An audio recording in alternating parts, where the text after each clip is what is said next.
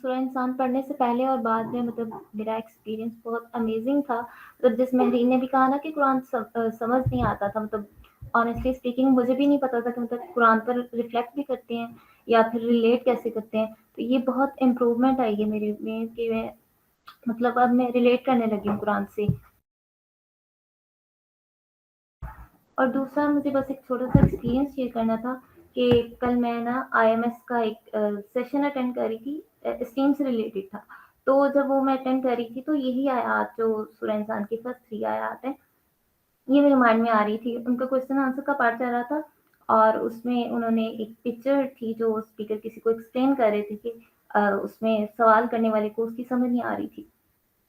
تو اس میں جو انہوں نے ٹرمس یوز کی ہوئی تھی وہ تھوڑی مطلب ڈیفیکلٹ تھی. تو بہرحال ہم نے ایگزیکٹلی وہی کانسیپٹ سیلف اسٹیم سے ریلیٹڈ اپنے سیشن میں بھی ڈسکس کیا ہوا تھا.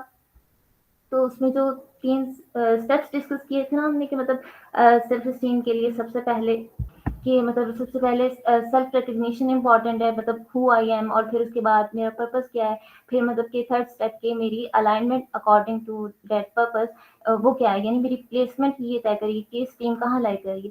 تو مطلب یہی بات کل وہ اسپیکر جو تھے وہ ایک ڈفرینٹ ٹرمز انہوں نے یوز کی ہوئی تھی, مطلب سیلف کو اور سیلف ویریفیکیشن. تو اس طرح کر کے وہ سمجھا رہے تھے. تو میں یہ دیکھ رہی تھی کہ مطلب اس طرح مجھے تھوڑا سا پرائر نالج تھا, تھوڑی سی گائیڈ لائنس تھی, اس کانسیپٹ سے ریلیٹڈ تھوڑی سی انفارمیشن تھی. تو مجھے ان کی جو مطلب میں نے سنا اور پکچر کو دیکھا تو مجھے وہ مطلب وہ پکچر کلیئر ہو گئی.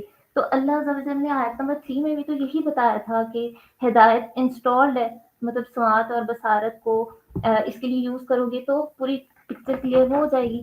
لیکن یہ تینوں اسٹیپس مجھے یعنی ان آیات میں بالکل ایگزیکٹلی فٹ ان ہوتے دکھائی دے رہے تھے.